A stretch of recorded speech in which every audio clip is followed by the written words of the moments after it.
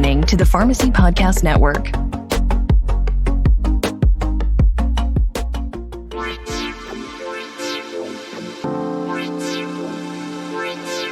Welcome to the Sports Pharmacy Podcast. My name is Dr. H, and I am your host.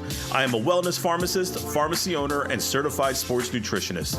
Join me while we discuss a wide range of topics ranging from health and wellness, sports, and even some small business secrets. Feel free to join our Discord for more interactions with me and other fellow listeners. Now let's get into the show. Hello, everyone. Dr. H here. I have a great guest that I'm going to share a quick story as soon as I introduce her. And she is, and I don't know if she knows this or not, but I remember this conversation very vividly. First off, I have Dr. Lisa Faast with me here of DiversifyRx. Hi, Lisa. How are you? Hi, Amush. It's good to see you. I want to share a quick story about how we met, and then second, how you contributed to this podcast more than you know. We'll just start with that. Ooh. Yeah. First, I think I met you first at a PDS conference. It was right before COVID, February 2020. That was crazy how we were able to pull that off and still make it back. And The very last event, I remember after that event, I went to Disney for 5 days. And the day after we left Disney, they shut it down. Oh my goodness. It was just before everything hit the big fan. shutdown. It was, man, that was a crazy time to really think back in the 3 years ago that we had to go through that. But anyway, I sent Lisa a text message after she started DiversifyRx. Great program. We'll get into it, how it helps small business owners, pharmacy owners, and how much I've learned from it. She had a meeting in Dallas that we went to, and that was amazing. I learned so much cool stuff, brought it home to our pharmacy. We are both local. She lives on the west side of the Metroplex. I'm on the east side of the Metroplex, so we're a little further apart. But I texted her and she gave her number to us, and she's been very grateful. And anytime you need any information from her, she's there. I texted her. I said, Lisa, I really, really want to start doing a podcast and social media stuff. You sent me 2 words and repeated it 3 times, and it stuck with me. And it was just do it 3 times. And I was like, all right, that's all I needed to hear. And here we are, episode 12 of this. So it's been great, man. And I appreciate you more than you know. Well, thank you. I'm a big believer that action trumps everything. Like the only way to get out of the hole is to start, climbing. And so, my answer to everything is just do it. Like, just do it. It's the only way over the fear. It's the only way of I don't know how. It's like, go figure it out. Like, that's just my natural instinct. Like, just do it first and figure it out later. So that's awesome. That makes me feel a little warm and fuzzy and give me chills. So we need to get you a Nike sponsorship if you got Just Do It going on. Yeah, that's the next step, right? Yeah, I will gladly, put a swoosh on, Oh, yeah, absolutely. Yeah. I'm a stripes guy versus the checks, but that's okay. We'll I don't even pay attention. I'm so terrible at those minute details. I really, really am. My brain is so got blinders on. I've trained it so long over so many years that I just oblivious to certain things. Absolutely. I mean, it happens. There's always going to be some things that you can focus on and some things you're not. And that applies to business ownership, right? Yeah. Well, you talk about the pandemic and that last conference in February. I remember some people in the backstage in the green room, they were watching news and they're like, oh, there's this infection, there's things. And I'm like, don't worry about it. We all I'm so focused on creating the content. I had no idea. I was like, you're fine. Go to Europe. You're okay. You'll enjoy it. Yeah, go to Italy. That was a good idea. What can happen? Yeah, I had no clue. Yeah. I was in the airport on the way to Orlando at DFW. And I was like, hey, maybe I should buy a bottle of hand sanitizer at this little store here. And I was like, this will protect me. It'll be fine. Shook hands with everybody. Met with so many cool people. It was my first conference as a business owner. Because at that point, I was 6 months into ownership. So I was like, oh, this is cool. And then the pandemic just slapped us. That's what happens. Yeah. No, well, that's, and God, I don't know that I hope we never go through something like that again. But what a thing to live through. It is seriously, that is going to be the stories when we're old and, talking to our great grandkids. Those are the stories we're going to be sharing. So. We're not going to be talking about the Vietnam War. We'll be like, I lived through COVID-19. Let's talk about that. So let's get into it, man. DiversifyRx. How did you? Let's introduce DiversifyRx to our listeners. Tell us a little bit about it. Obviously, tell us a little bit about yourself and kind of your venture that you tried to go into, Dr. Lisa. Yeah. So the best way to describe myself is I am a serial entrepreneur. I just love business. I'm a marketing nerd. I love the startup phase. Like I love creating things. My brain is just a problem solving brain. So for me, starting a new business is like one big problem that needs to be solved. And I love it. And for whatever reason, God put me on this earth and I know how to make pharmacies profitable. I know how to run businesses, especially brick and mortar, like local businesses. If you tell me, you want me to go run like some of Amazon affiliate store or something, like I have no clue about that. Yeah. But if you're a brick and mortar, like local business, like that is my jam. Like I love local communities. I love locally independent businesses. And I'm a pharmacist by education and by trade. I don't practice anymore, but that is my passion. And so those two things come together. And so I've owned my own pharmacies. I started my first pharmacy in California. And then in 2012, I sold that and I went to work for a company you mentioned earlier, PDS.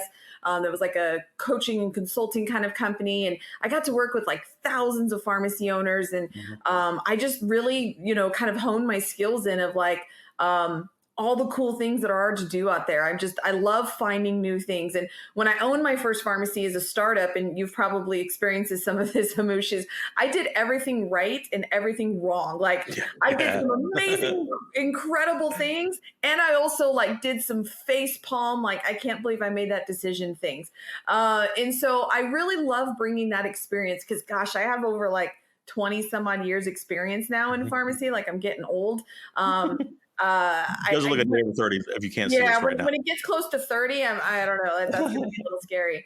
And I love bringing that experience to new pharmacy owners so they don't have to like stumble like I did. Because when I went into pharmacy ownership, I knew nobody. I knew nobody who owned a pharmacy. I had no network. I had no support. I was literally felt like I was on an island and I fumbled through it. And right now with independent pharmacy, that was back when I started my pharmacy, that was 2005. That was almost like a completely different industry. You can make mistakes and you could still survive and you could still actually thrive. Whereas nowadays, that is not the case at all. We're in a completely different industry. It is cutthroat. Margins are, slimmer than razor thin. You can't afford to stumble because if you do, like you're talking about your livelihood, you're talking about not being able to meet payroll or meet wholesaler obligations. So I just love bringing all of those years of experiences on both the pharmacy ownership side, also just general entrepreneurship. We've owned car dealerships, paintball businesses, sports organizations. Like it's kind of crazy, all the different things that my husband and I and our family have done in terms of entrepreneurship. And so I just love bringing all of that in to the independent pharmacy. And, yes, I'm a pharmacist by education, went to pharmacy school, but really I'm so passionate about independent pharmacies because it's about the patient. I truly believe, as somebody who's worked for chains, owned pharmacies, been in lots of areas of this industry, I know that patients are best served by that local independent pharmacy. They get the best pharmaceutical care, and our patients, our country, our citizens all across cities, big and small, they deserve to have good pharmacy care. I know everybody talks about good doctors and good hospitals, but you can't have complete healthcare without having really good pharmacy care. And just handing somebody pills in a bottle and like saying good luck, may the odds be in your favor that figure it out how to use this, is not how we do that. And so I truly believe that saving independent pharmacy is a way to bring quality care to our citizenship and how to get us all healthy.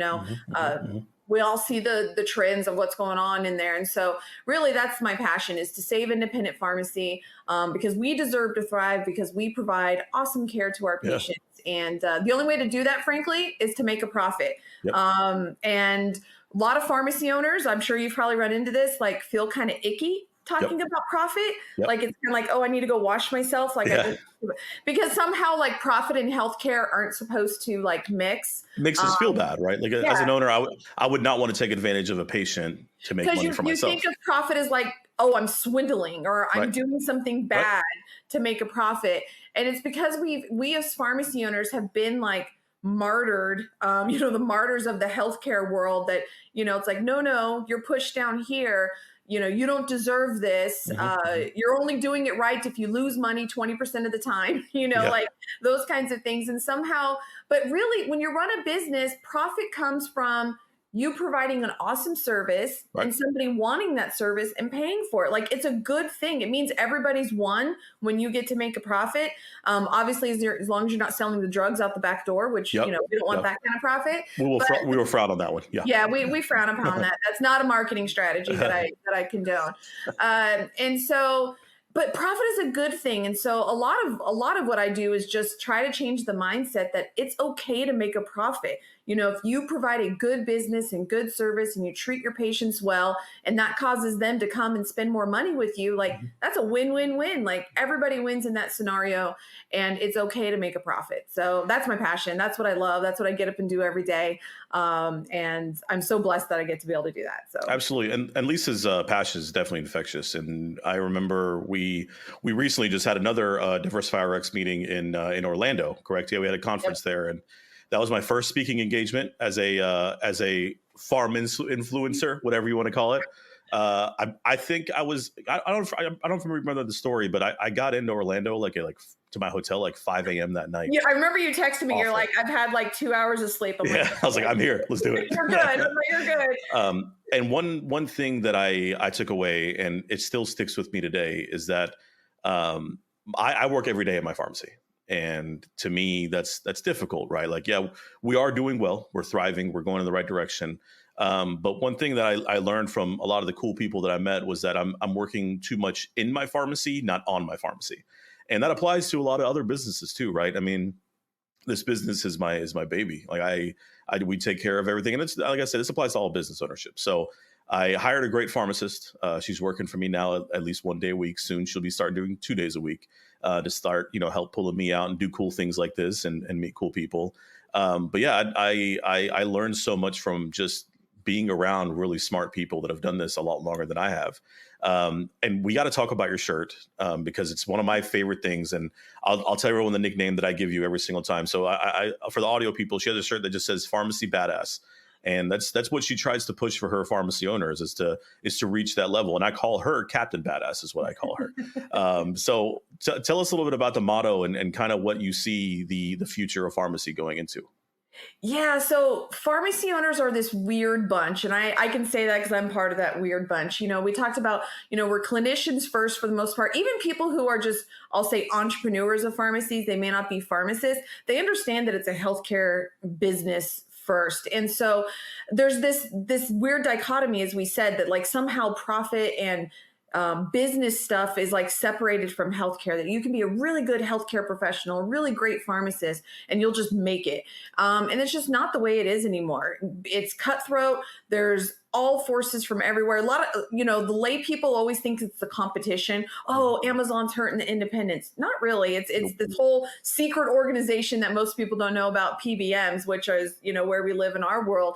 And you can't run your pharmacy as just an average business owner anymore. You used to be able to be a great pharmacist, and if you were just an okay business owner, like those two things put together meant you would have a successful pharmacy. And nowadays, you can't. You have to be amazing. You have to be an awesome owner, business person. You have business acumen and be awesome at pharmacy services. Like, you have to have both. And so to me, like when I was first talking with pharmacy owners and I was first creating Diversify, and I was at this weird point in my life where I didn't really know what I wanted to be when I grew up. I was applying for some jobs. I had left a job. I thought it was going to be like the second long-term job of my career, and it didn't work out. And I was just kind of left like, what do I do? So I was applying for all these different jobs. I was actually considering leaving pharmacy, and it was giving me like this really big anxiety. Right. And so I just started talking to pharmacy owners because I loved helping pharmacy owners. So I just started taking calls and just helping people and doing things. And, and they're the ones that kind of started like the terminology, badass. And I was like, pharmacy badasses, like, that's what I want to create. Like, I want to create this world of independent pharmacies where they're all pharmacy badasses. They know what they want. They're willing to go after it. We ban timidness because like that's the biggest thing that I think hurts pharmacy owners is they're scared. Yep. Because when we put our pharmacy hat on, our pharmacist hat on, we need to be perfect. Right. You want to dispense perfect, no mistakes, no nothing, which is perfect for healthcare delivery. Mm-hmm. But when you're a business and an entrepreneur, perfection holds you back, and perfection strangles you in terms of growth and creativity and innovation. And it's really hard for pharmacists to make that switch. And so, like, badasses to me, like when we were talking with some pharmacy owners, it was just a boldness and a willingness to like just jump before you actually see like the entire path. And so that is really my goal. If I'm going to save independent pharmacy, we need to create, 16,000 or so, however many pharmacy owners there are out there, nobody quite knows, but about 16 or so thousand of pharmacy badasses. I want, and independence can be amazing. And everywhere I travel, I'm sure, and pharmacy owners are like everywhere. You go into a pharmacy and you kind of that first impression. And my local pharmacy that I go to, God bless them, I love them. But man, you walk in there and it is the blandest thing. Like it is just like, I'm like, man, this could be so awesome. Like they have an amazing location and blah, blah, all the things. And it's like, blandness is not going to work anymore. You've got to do something different.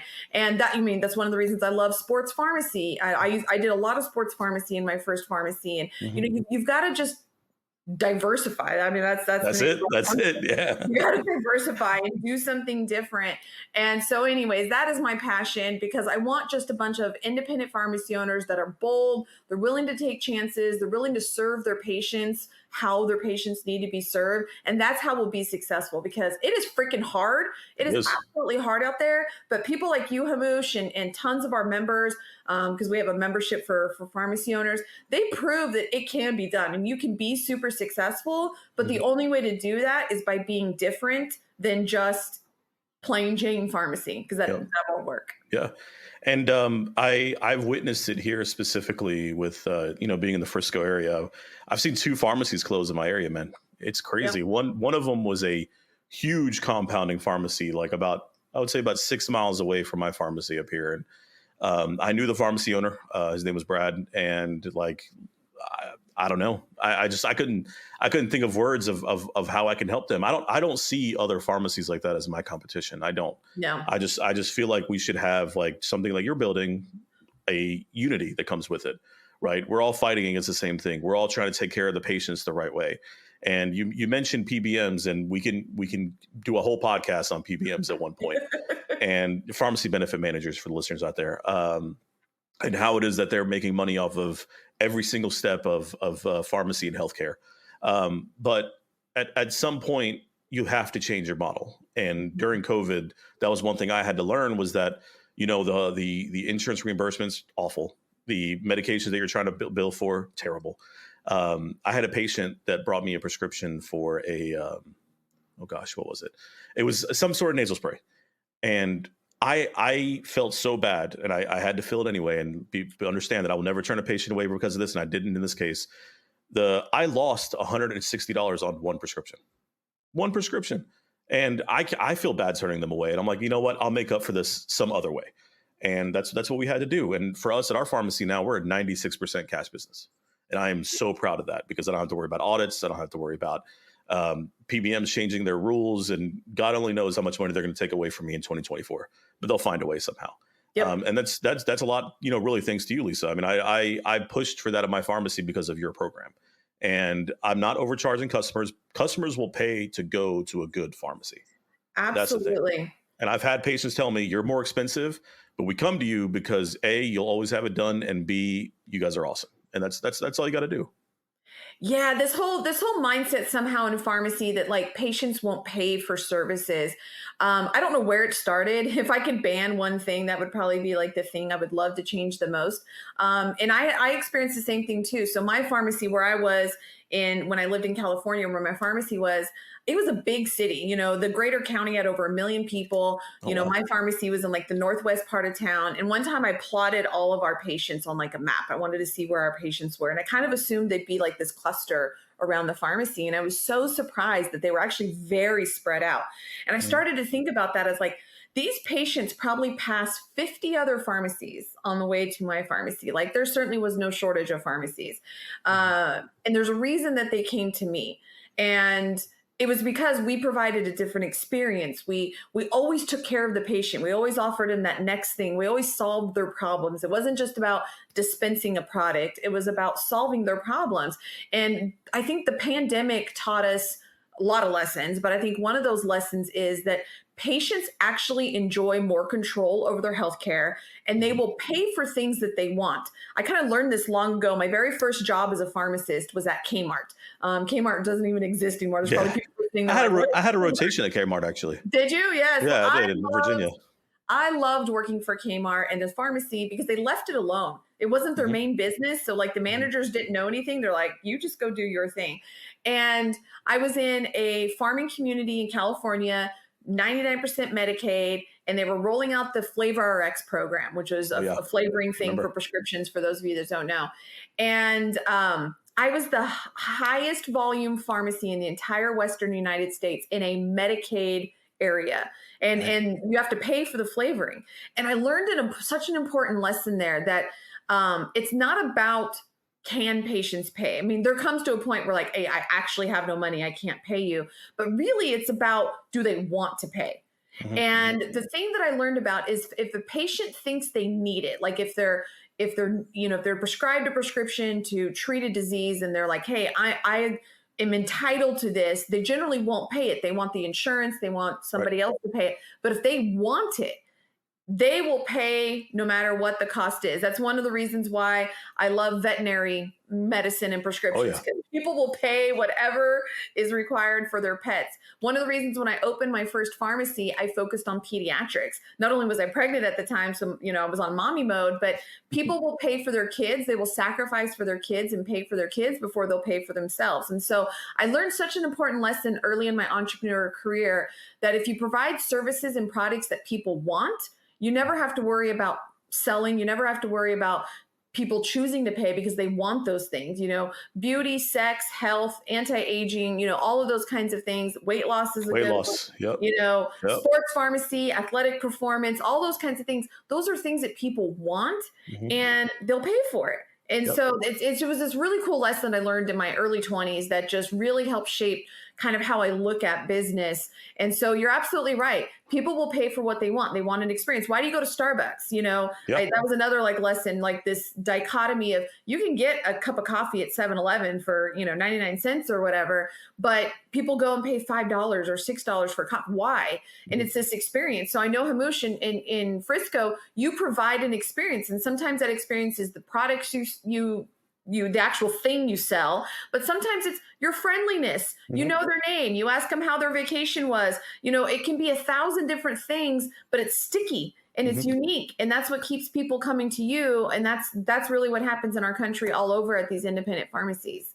And that really applies to all small businesses. I mean, it's absolutely it applies in restaurant business. It applies in really anything that you want to go after, and that's part of the cool thing about where I live in Frisco is that small businesses are the backbone of the city, and that's why the pandemic didn't really affect us here. The economy is booming over here. We're growing as fast as anybody else. Collin County, the county that we're in, we just got our appraisals for our houses. Ouch, that's number one. Yeah, the property taxes. Us too. I'm in Tarrant County, so yeah.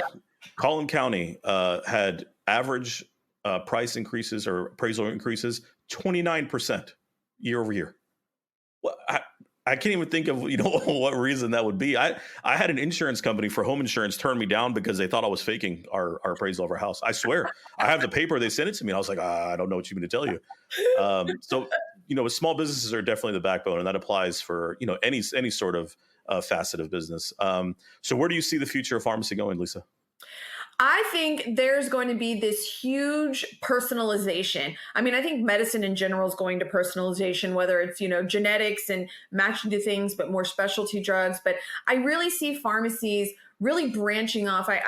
I don't think pharmacies should stop dispensing. I truly believe that independent pharmacies, if prescriptions are required or needed, like an independent pharmacies where people should get their prescriptions, and we should be doing so much more than that, whether it's talking about drug-induced nutrient depletion or talking about wellness, talking about, there's this whole, I'm a functional medicine junkie. So there's so many things that you can go in there, but, let's help people get healthier. And I'm almost part of the movement that's like dispensing pharmacies. It's like if we need to dispense, let's dispense, Yeah. but let's not make that the A to Z of healthcare and how we help people. Let's get some testing, let's do some services, let's help with supplements. Let's figure out what their goals are. And pharmacies and pharmacists are so underutilized. Patients who have a good relationship with their pharmacist know how valuable a pharmacist is, because we know a lot. Like, it's amazing. We go through years of school. We have doctorate degrees. Most pharmacists spend 8 years in schools. Is the typical. Many of them do residencies and fellowships now, and so we know so much about the systems of how everything fits together. That organic chemistry, that the dreaded class that we all had to take, but that affects everything. And so it's like, we can help with weight loss, we can help with sleep, performance, anxiety, like gut health, like all these really cool things. And so I see pharmacies, the ones who are really successful are the ones who do dispensing really well, and they optimize it. I'm a big optimizing freak. Oh, yeah.